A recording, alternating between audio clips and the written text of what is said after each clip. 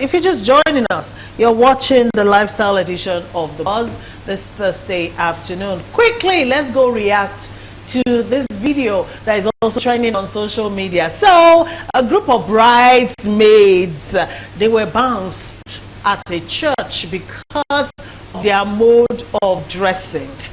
So they had to sit outside the church while the wedding service was going on inside the church. And of course, now they did a video showing themselves, their situation, and also telling us the reason why they were not allowed into the church. Talking about making lemonades out of lemons. Anyways, let's go see the video quickly and then our reactions. We'll be right back.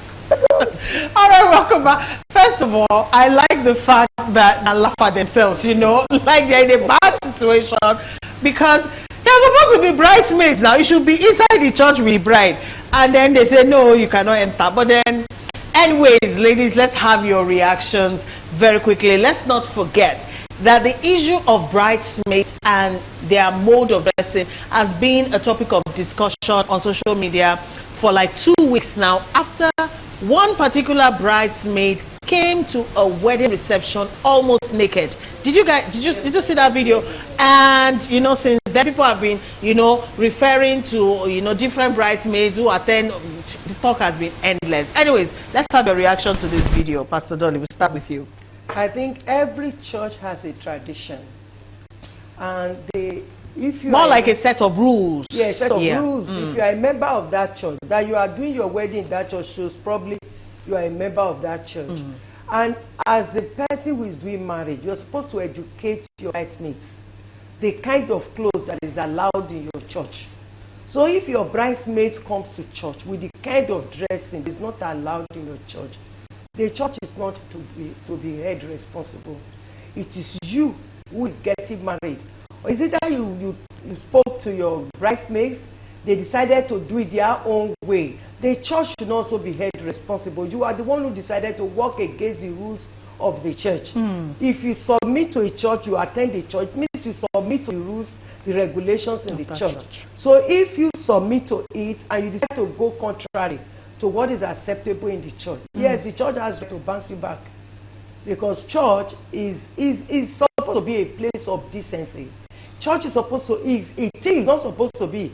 It is a spiritual entity. And it's a place where people are supposed to come decent. People who are not decent outside, when they come to the church, they are reformed. They go back and they become decent. Yeah. So you cannot allow the church to become a place where decency is promoted. Anything goes. No, it shouldn't be. All right. Okay. I don't want to repeat what you said, but something happened again in Koyi registry a few years or last year thereabout, and the person in charge of the wedding told the guy to cover. Yeah, okay, he had dreadlocks. Yes, so I think that is not a church, but at least what we are saying from these two cases, that in weddings there should be decency. Is not. I think they want to put value in what they are doing. They want to put reference to what they are doing. So, like, and I believe that I've been to a church. I've also been a victim. I was not a bride. We just came from the church, and it's in Delta State. I think they covered their hair, so we didn't cover our hair. So what they did was they gave us options. They said that you go get an handkerchief to cover your hair. The people that are even doing wedding, the people who came for, they don't even know what's going on. But at least it was the ushers that told us, madam, you cannot enter. We just said why? I said because your hair. So what we did was we were well dressed, just that we did not. You didn't cover your hair. So we had to look for something to cover before we allowed. So I think that what the church, like he said, we can't blame the church. Obviously, they must have, even if the lady or whoever is not a member of that church, probably she must have gone there for counseling. You cannot just go there to do wedding without them telling you anything. Like, anyways, the people that we are even talking about, they didn't get offended. They were catching clues about it. And the lady that was videoing also said the other lady was not properly dressed. So she knew that they were showing cleavages, you know. So she knew that she was not properly dressed. I think it is lesson to people that are getting married. you can go and change later, but since it is church, at least for the church service, come fully covered. Then wedding reception, you can be as naked as, even though I do not get it why you feel like until you're naked before you are attractive. So I don't know. I think it's just a weird way of seeing life, but it is what it is.